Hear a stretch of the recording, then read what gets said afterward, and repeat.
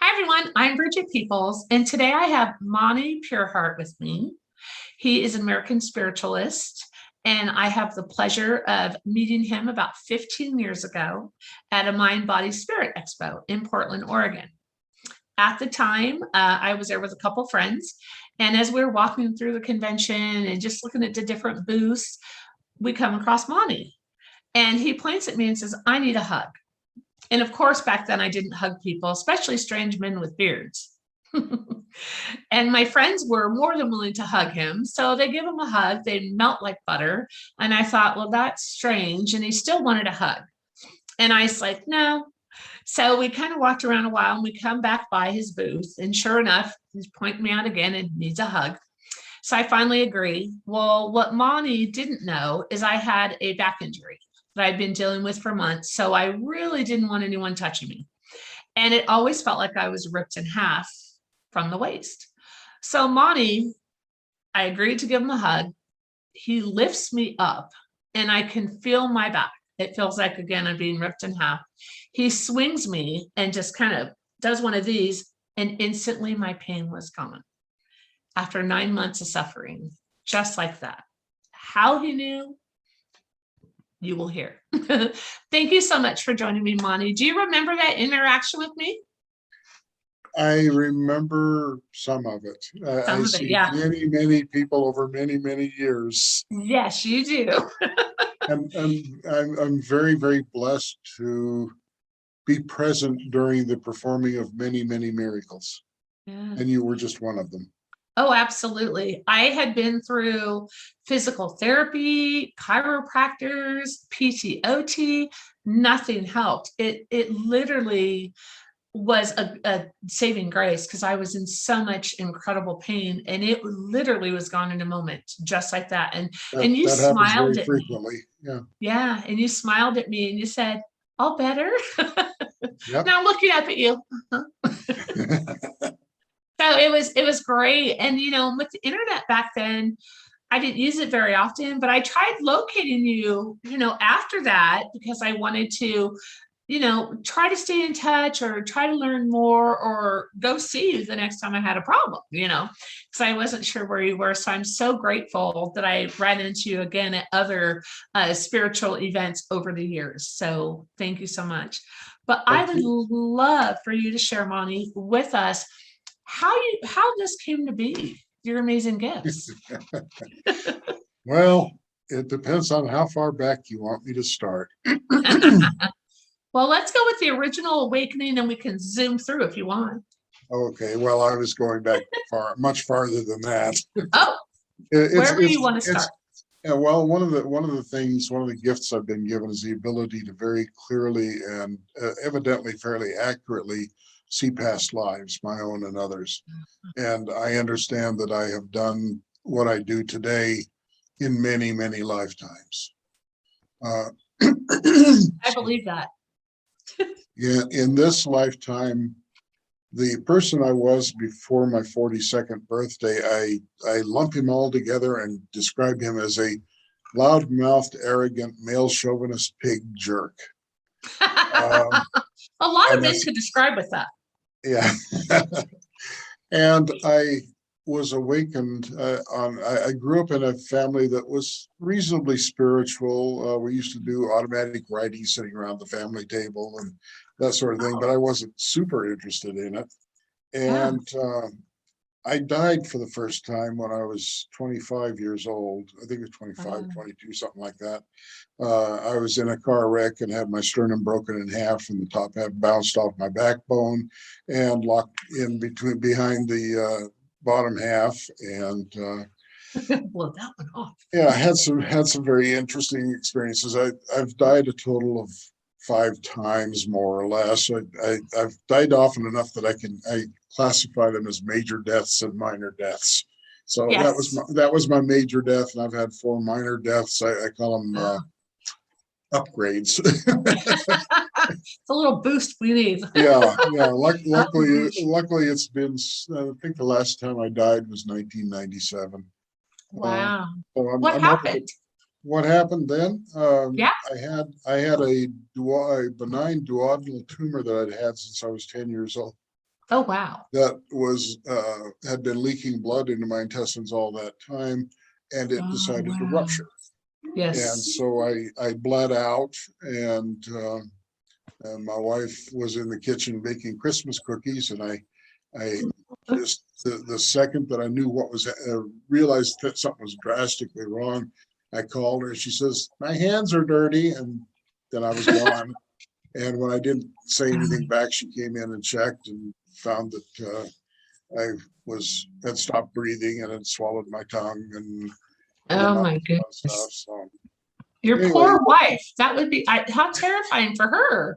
All these yeah, experiences, you know? Oh my yeah. goodness. Well, she saved my life twice since we've been together. We've been together almost 33 years now. So That's yeah, how long my husband and I have been together. Just about yeah, 33 years. Yeah. yeah. Pretty cool, isn't it?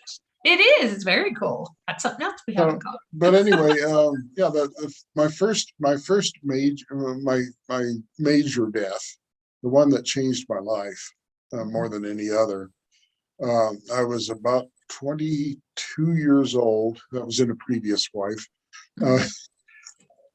Uh, I was 22 years old, living in San Diego, and I was working night shift, and I was coming home from work, and I had to drive over a bridge that went over I-5, and uh, a undocumented, uninsured alien from Mexico uh, came up off the freeway and turned left right in front of me and caught the front of my car right in front of me. And even though I was wearing my seatbelt at the time, he hit me so hard, my head went through the windshield. I broke the ring off the steering wheel with my chin.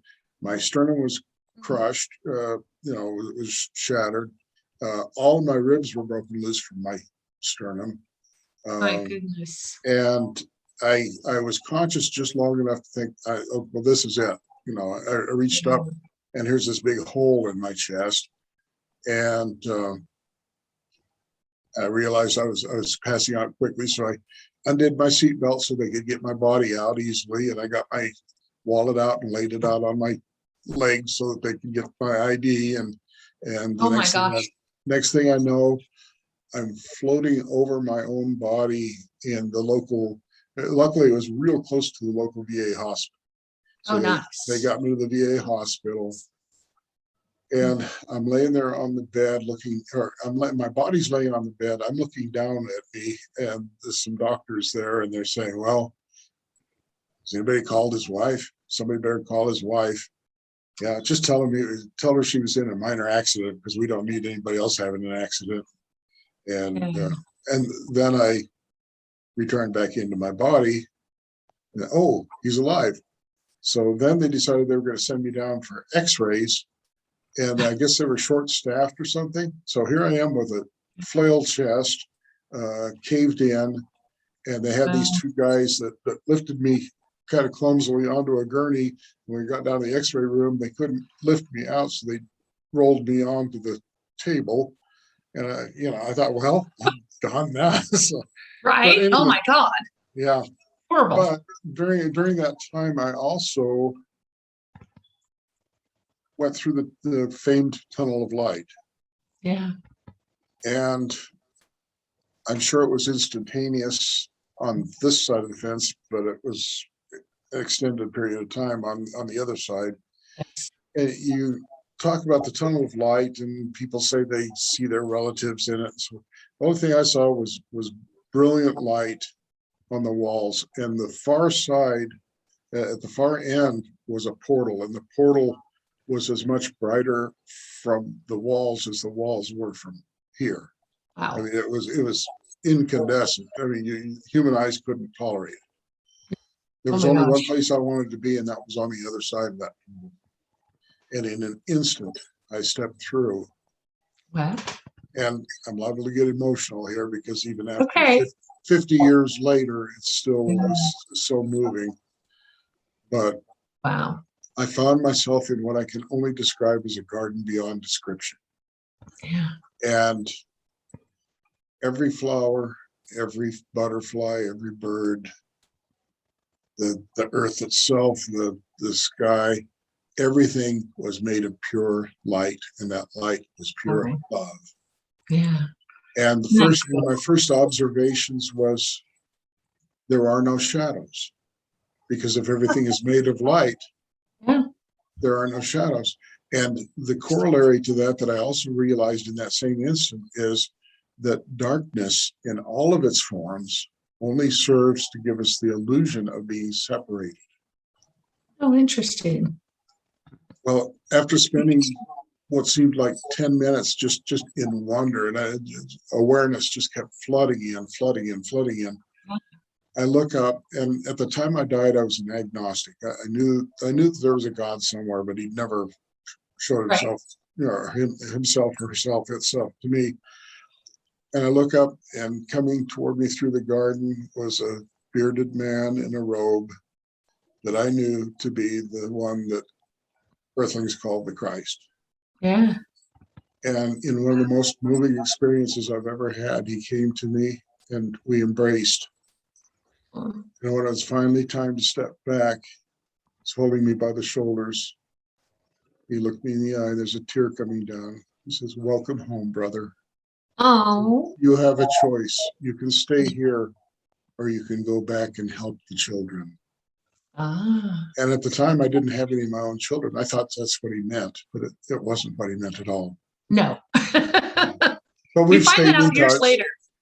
I'm very much not a Christian. Yeah.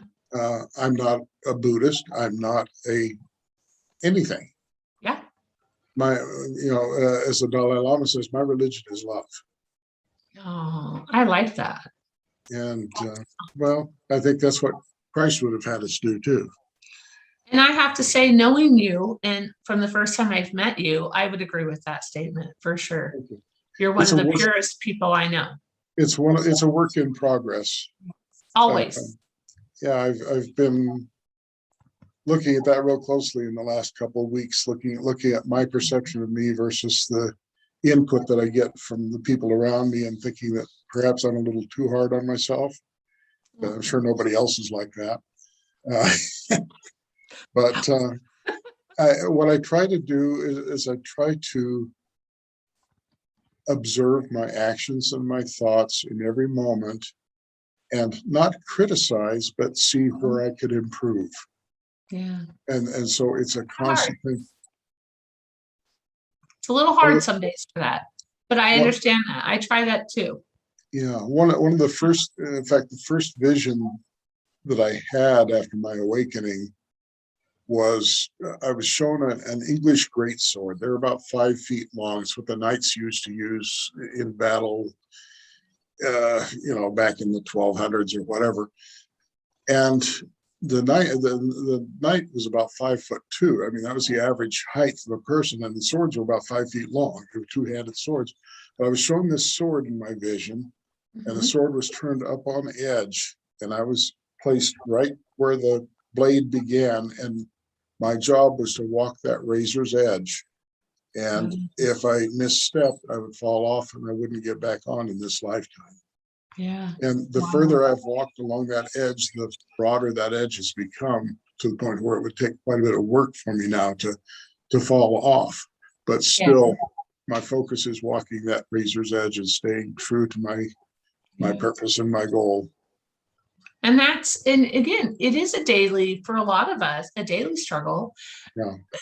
I think that even for myself, I'm a very positive person 90% of the time, I would say, because unfortunately, as an empath, and you probably get this too, I pick up other people's emotions and fears and the negativity.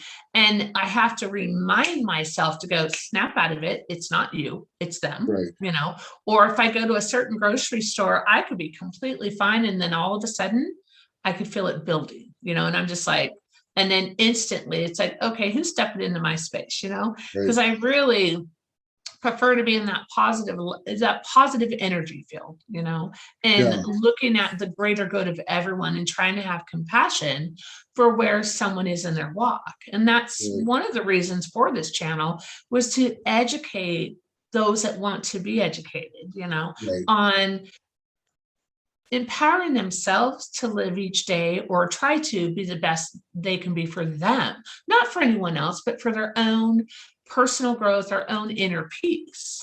Right. And so, and walking that, it is hard. And I know that no matter, we're still here, we're still human, and we have that human experience. But I think it's wonderful, just all the experiences you've had, because you're older and you've had more life experience than I have, and truly incredible things that you have done. So I'm just grateful.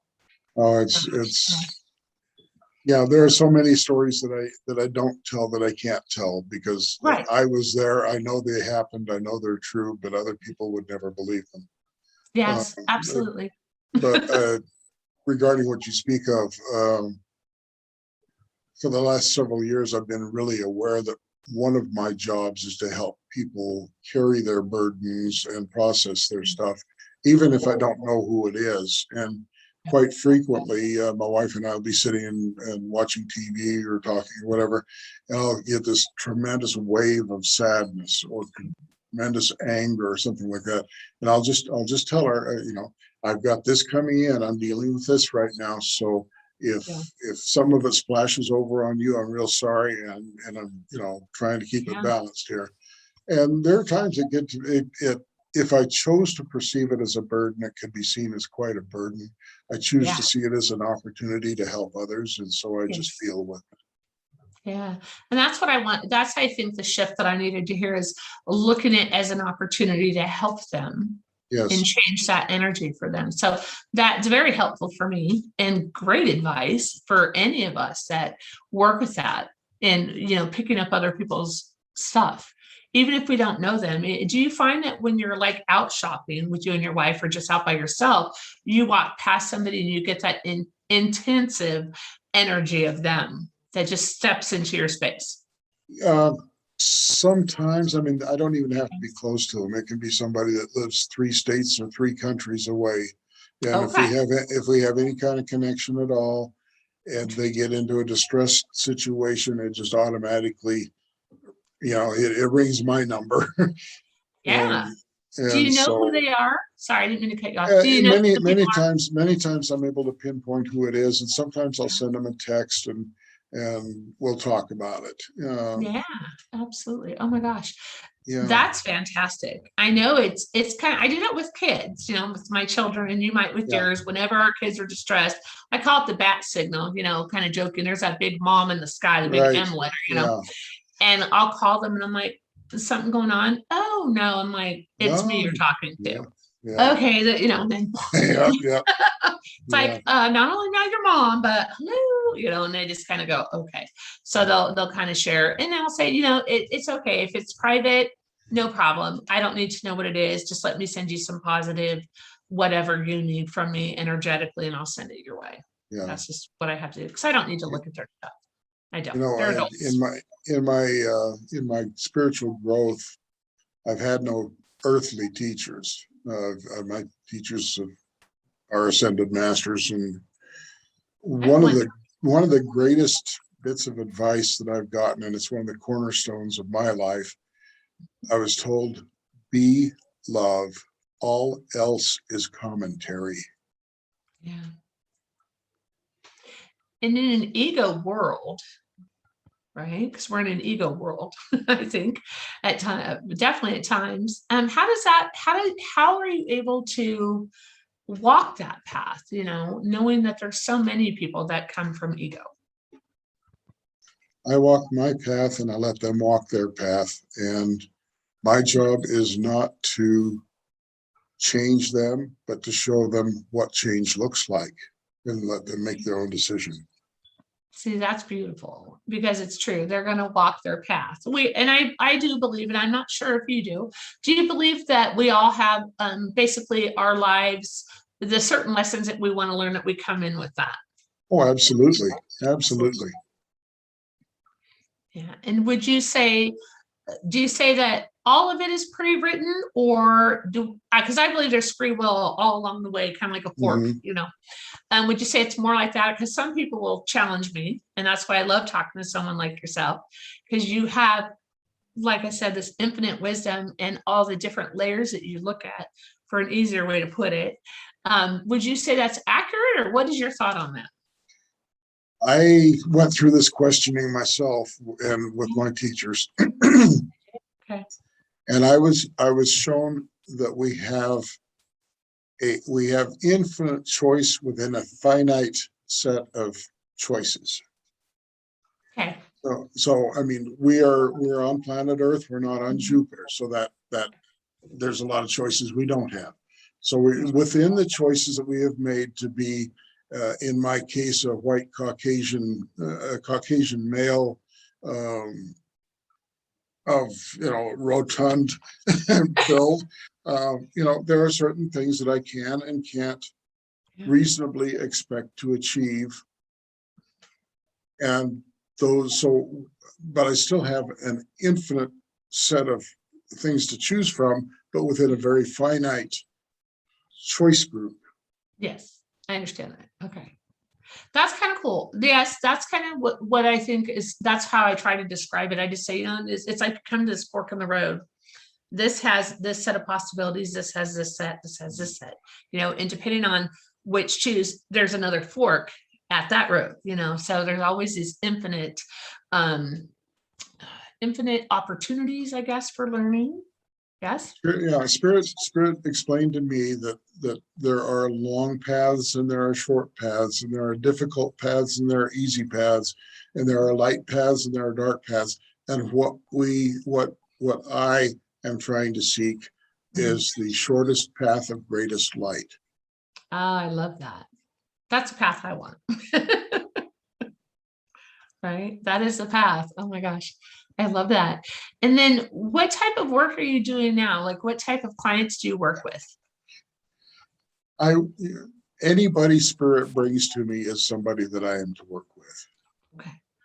So regardless of the challenge, you don't specialize in any one field. I don't know. I do whatever's necessary, because I understand that if it's brought to me, it's something that I should work with. And I don't expect miracles, but I'm never surprised when they happen, because they happen a lot more frequently than not. Several years back, I met a young woman. I'm a lapidary. I cut rocks and make jewelry and so forth. And so we have rock shows locally, and my wife and I set up this booth with 23 feet of beautiful rocks on it. And a lady walked up with her two young preteen daughters, and I could tell something was wrong in her body. And I said, "What's going on?" She came over and whispered in my ear that she was dying of advanced liver disease, Oh, and she didn't want her kids to know that she was dying. yeah. And I said, "Well, I'm a healer. I can't guarantee anything, but if you will allow and she had grown up in a Jehovah's Witnesses group or something like that, so she was real antsy about it. So my only tool is divine love." Yeah. And she says, "Well, okay." And I just kind of waved my hands in the air and sent some energy her way.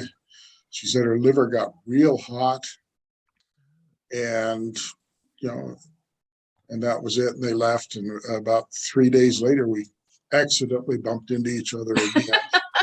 And she had been to her doctor, and her liver tests were all normal. Isn't that incredible? And her liver disease is gone Oh, that instantly, is so totally. amazing. And she became one of my students, and she's kind of following a path of yoga now. She's in the process of becoming a yoga teacher. Oh, And that is so beautiful. That is just incredibly beautiful. I know you have that ability to heal, and I know that. And I also know that we still have that experience. Some of us, even with the healing, the ones that are meant to continue on in this lifetime, in this journey, will, and they definitely come to you. And I know that your healing abilities are just, I can't even describe them. There's seem to definitely work pretty good. Yeah. They do. They're incredible. And I'm just like, I need to come see you in person again. I think I'm just gonna makeover. I tell people that the healing is the least important thing that I do. Really? Yes, because, well, if all things are in divine order, so is disease, so is infirmity, and so forth and so on. True. But if somebody comes to me that has never heard of metaphysical stuff or never heard of, didn't believe in any of this nonsense and all that. And I instantly cure their cancer or their liver disease, or if they've got a broken bone and I heal the broken bone for them, it gets their attention. Oh, yes. Yes, it does. Like it did yours. Yes, it got my attention. I was already on my path, and I don't think at the time, I'm trying to think, it's been so long, our first interaction, it's been a very long time. And I'm just trying to think, because we had I always felt intuitive, I've been a little medium or a little psychic since I was a child, but not really realizing it until, adulthood, because I was always, one of these by the parents. And I remember where my husband would joke and call it bula bula and all that woo woo stuff, and I needed a sign because I wanted to do hypnosis. I wanted to study hypnosis. My pastor, he's a spiritualist pastor, says you're not intuitive enough. And I was like, what? And I'm like, and again, I didn't even realize just how many predictions and things over the years since childhood, were accurate, but I never really gave it much thought more than that, until Christ conscious at 33. And it's just a powerful number, that 33. And I remember asking for a sign to, and my husband needed it too, because I was like, am I going crazy? Because, when you first open up and these things are happening, you really do think you're nuts. Oh, I went through that for years. Yeah. Yeah. I thought I was crazy. And I thought for sure my husband would leave me, and then how am I going to take care of 4 kids by myself, and that kind of stuff. But I was like, I need a sign. And my husband was like, yeah, give her a sign. We got to see, And of course, the sign came through him. It was a massive car accident. Yeah. Him and the driver that hit him, my husband was in a semi, the other person was in a white pickup. And I felt the accident. I could feel the impact for 10 days. And I thought I was going crazy, because when you feel that, every time I turn around and stopped at the light, I'm like, did they hit me? And the kids would say, you're crazy, Mom. And then, but I kept seeing the semi in a white truck. What I've learned over the years, and you probably have too, with when things reflect on when it's going to happen to you, or you're meant to have this experience, they didn't show me. I knew there was a semi and a white pickup, but they didn't show me that the semi was my husband's, that he was driving, and the white pickup. So spirit will have me have this, blinders on, so to speak. And I kept seeing this, and I says, the 10 going back 10 days, as it was right after our anniversary, bunch of people in the vehicle, and I felt it driving home, and I'm like, someone's going to be in a bad wreck. And my husband's like, who? I'm like, I don't know. It's a guy in a white truck and a semi. And he's like, well, none of us have a white truck. Both of us missed the semi. Yeah. And until the accident happened. And that morning, I normally would have been on the phone with him. And that's when cell phones were first coming out, Right. And so I normally would be on the phone with him, but that morning, spirit literally guided me to all these strangers I had never met before, but we stopped in the store and have a conversation with this person and one with this. And then I get this, it's okay to go home. So, well, nice meeting you, and I've never met that person, but we both thought we knew each other and had literally a 10-minute conversation. I get home and I got the youngest in tow. And I said, I look at the phone, because back then it was caller ID, and that's weird. I thought I heard the phone ring when I put the key in the door. No, but the phone rang in my hand as my husband. I've been in an accident. And of course, being a smart aleck back then, I was like, and, So he's telling me a white pickup T-boned his semi at 55 miles an hour. The guy in the truck was doing 65. Brian was doing 55. Nobody died. I said a prayer an hour earlier with my other pastor, because there was 2 at the church, and we said it, and he says, let's say a prayer for Brian and the guy in the white truck. And of course, my husband's name just eluded me at that time. So when the accident happened, it was a massive impact, and the man in the white pickup, even though his vehicle disintegrated on impact, he only had seatbelt burns. Neither one of them were injured. And ODOT came out and thought for sure it was going to be a fatality. Yeah. And no.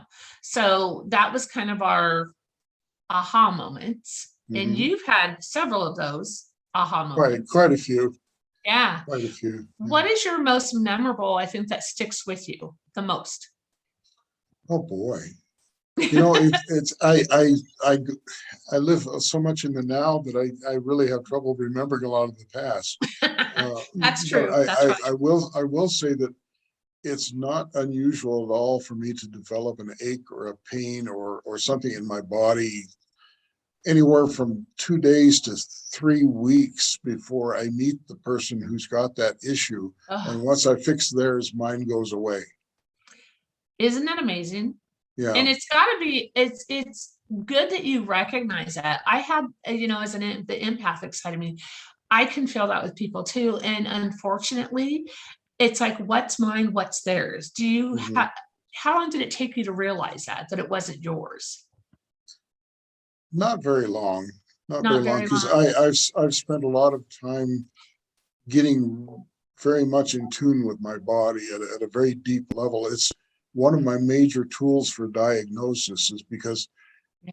if we're all one Yeah.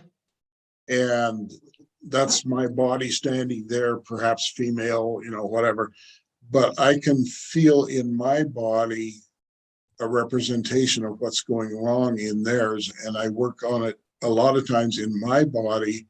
And when I release it, relieve it in my body, they are healed. And that Oh, way, I don't invade them. I allow yeah. them to be perceived within me. Gotcha. Oh my gosh. That is such an incredible, generous, selfless act. It, Truly. it just seems. I mean, it's just natural for me. Right. Exactly. That's it. It's natural for you. Just like I think as both being mediums, and those of us that can have those connections, it's so natural. I mean, I always thought everyone had the ability to do that, growing up. Everybody does, but They do. we've all been trained that it's evil, that it's wrong, that Yes. it's work of Satan, Yes. it's anything to keep us down. Everybody can Yes. do everything I do and more. And that's my goal in Yes. life, is to show people who they really are. Yeah, and you're right, that is true. I tell people this all the time, every one of us is gifted. God Absolutely. wouldn't have sent us here without our amazing abilities to survive Yeah, and had these incredible mankind gifts of has healing. taken it away to preserve the Yes, power structure.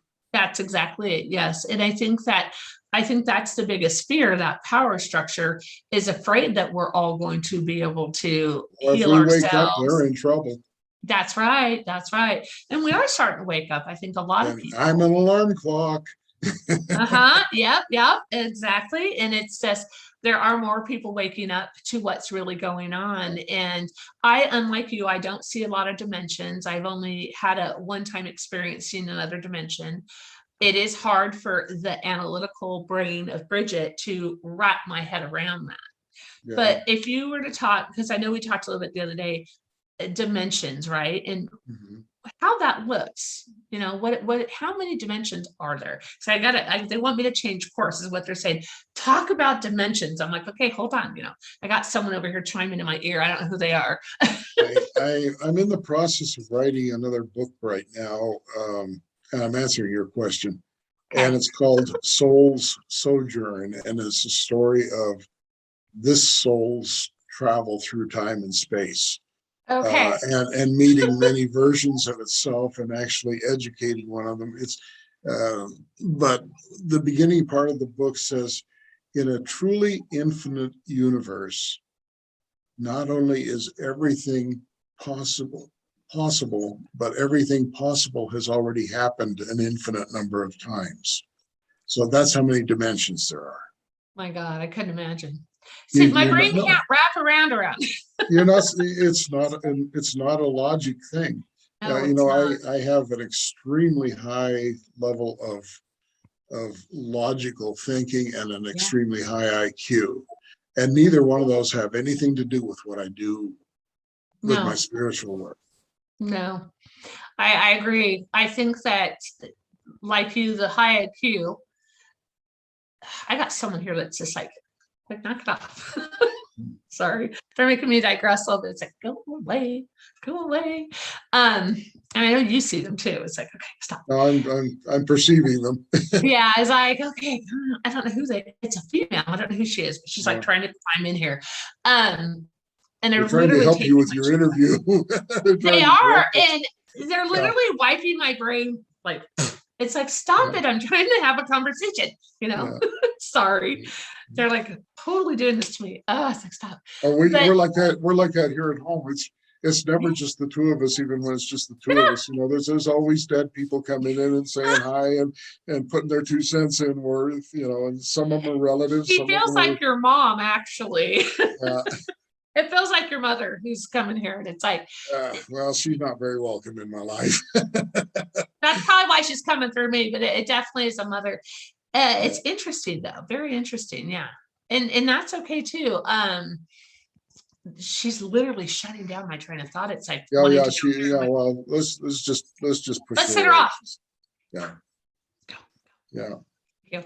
Yeah, it's like, just go. That's better. Okay, better. All right.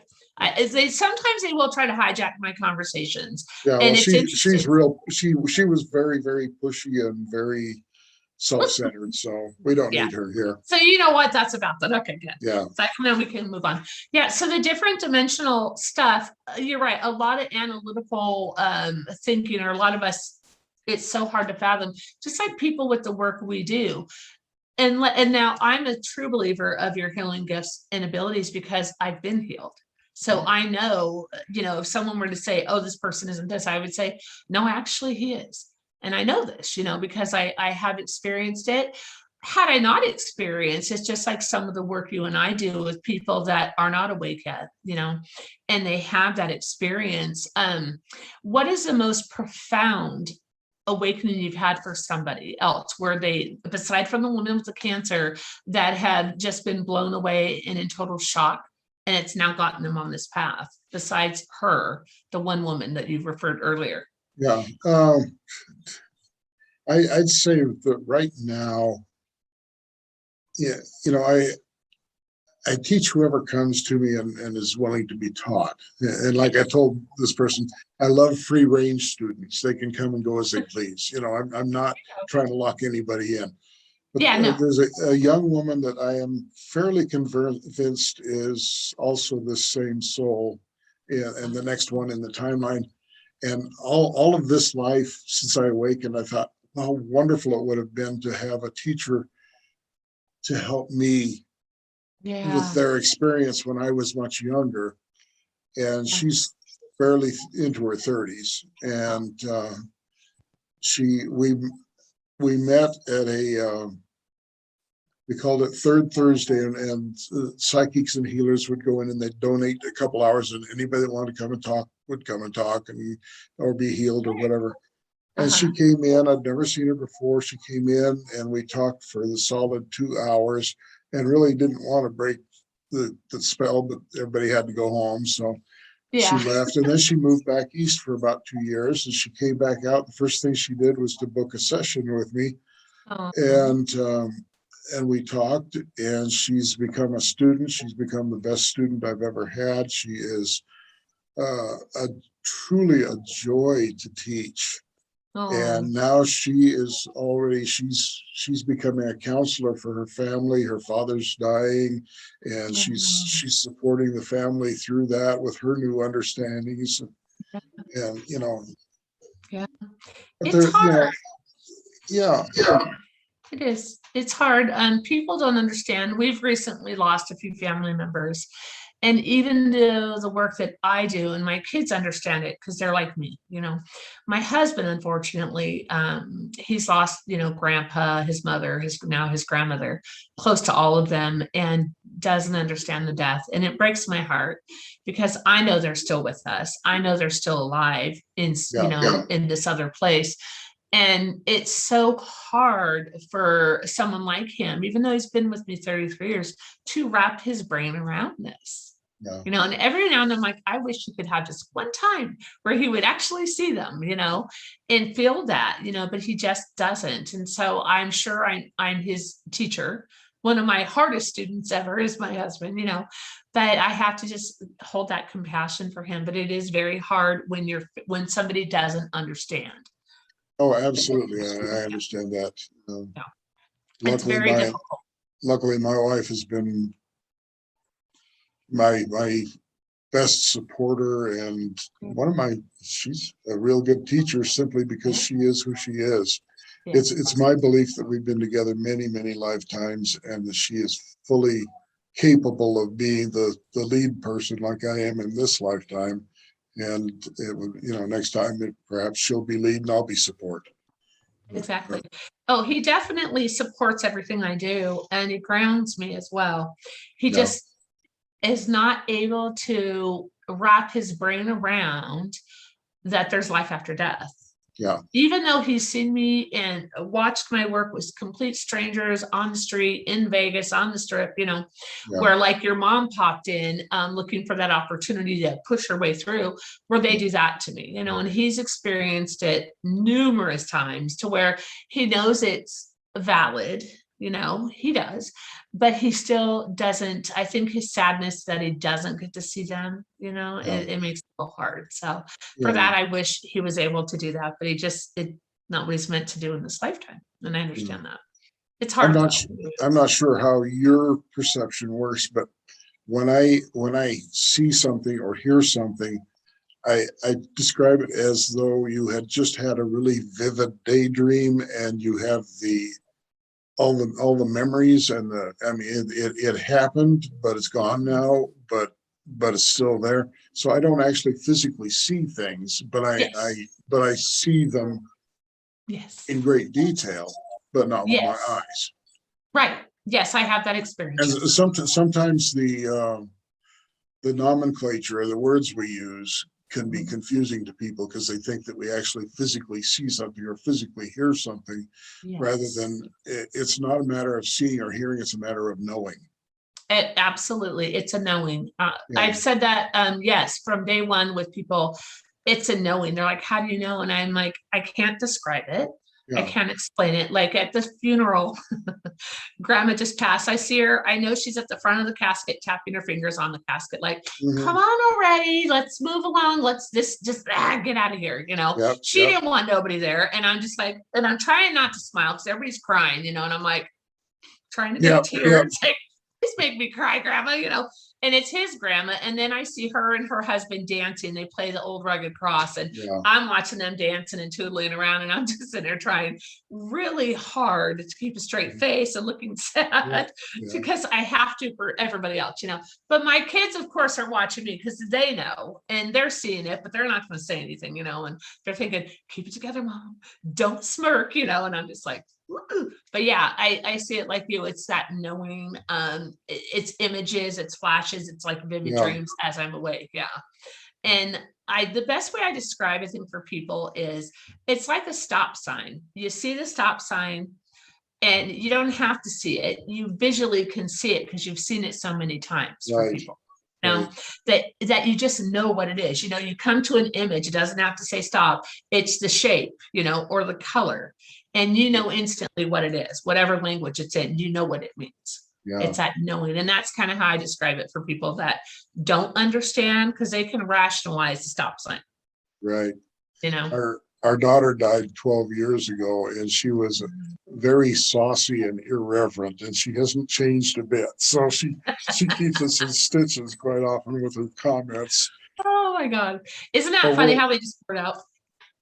Being old folks, we every once in a while we'll get to talking about things, and we were talking about the old Nestle's commercial with Farfel the dog, and he is.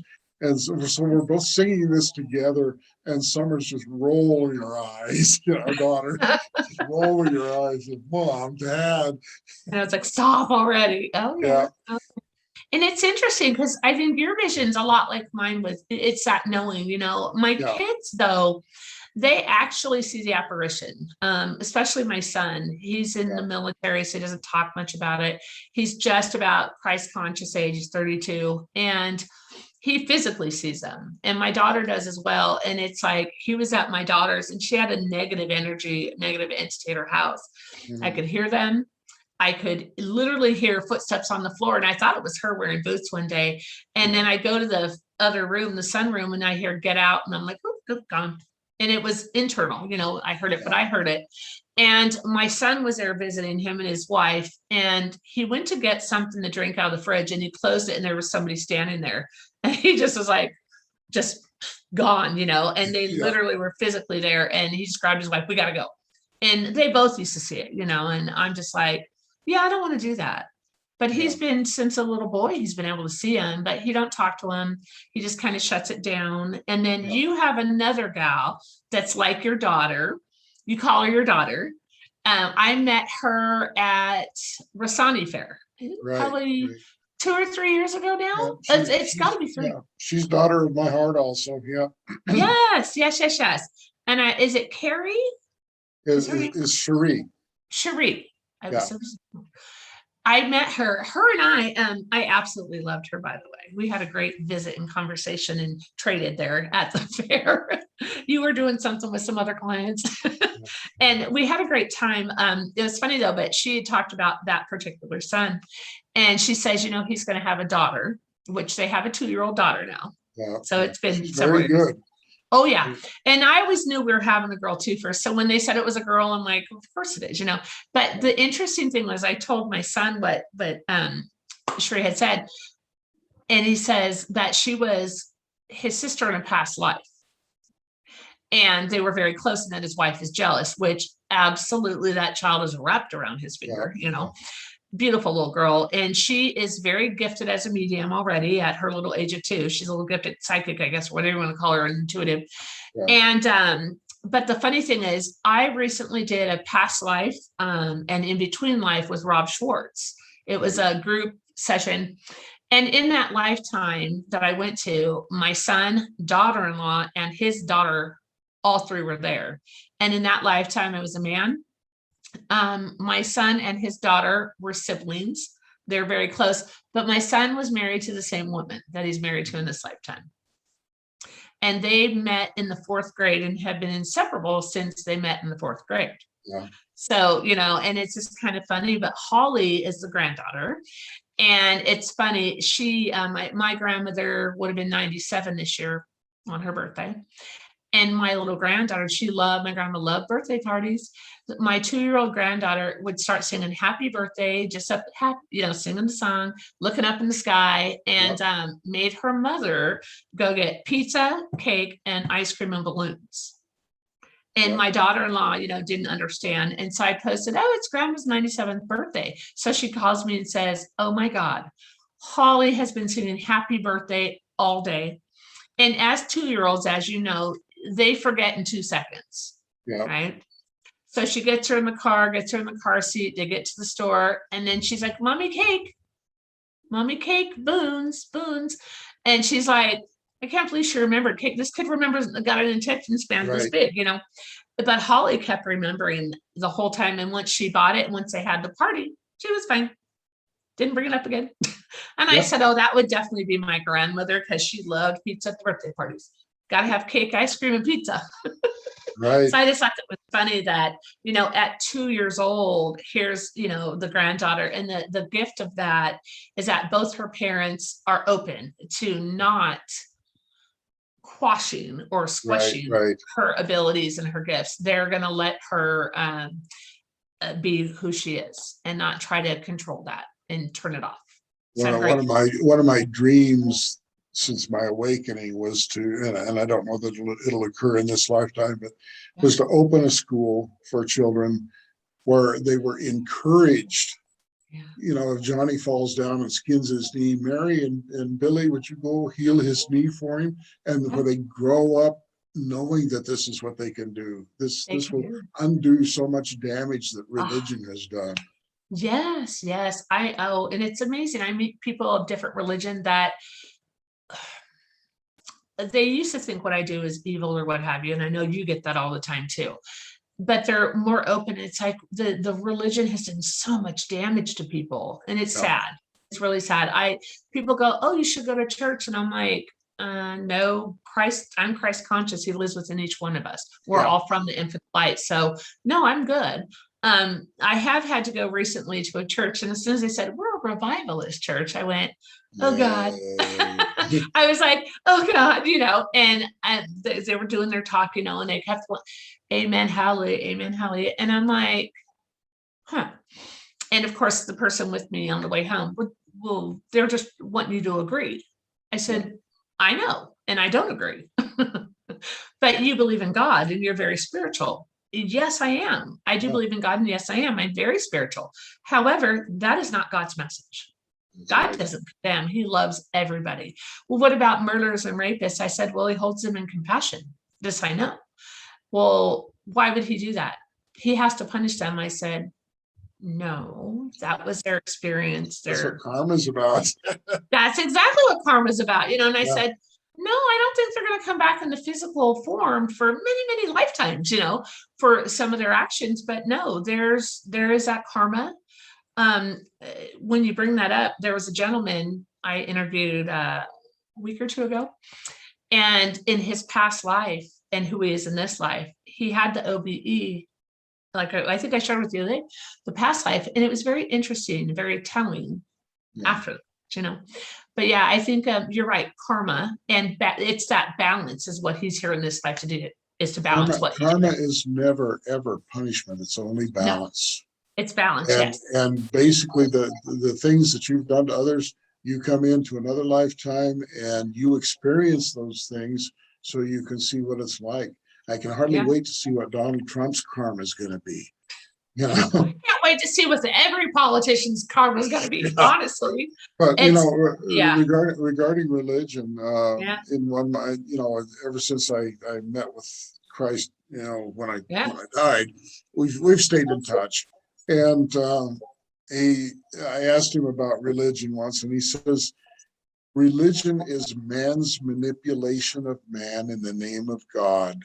Spirituality is each soul's recognition of their oneness with that God. Yes, absolutely. I love that. And it can come from a pretty good source. Yeah, it came from a great source. He also says, I asked him about crucifixes. He says, what is this? I never asked anybody to worship a dead man on a stick. Oh, Jesus. Oh, and then I have I'll have to show you after. So, okay. I know with time, I want to honor your time, and I want to thank you so, so much for your, just everything that you do, not just for me, but for everyone that has the privilege and honor to cross your path in this lifetime, even if it's for a moment of hello, just for that soul to soul connection or that amazing healing you do. I'm a mirror. I'm just showing you who you are. That I don't like some days. All right. Thank you so much. You're welcome, dear. Thank you very much.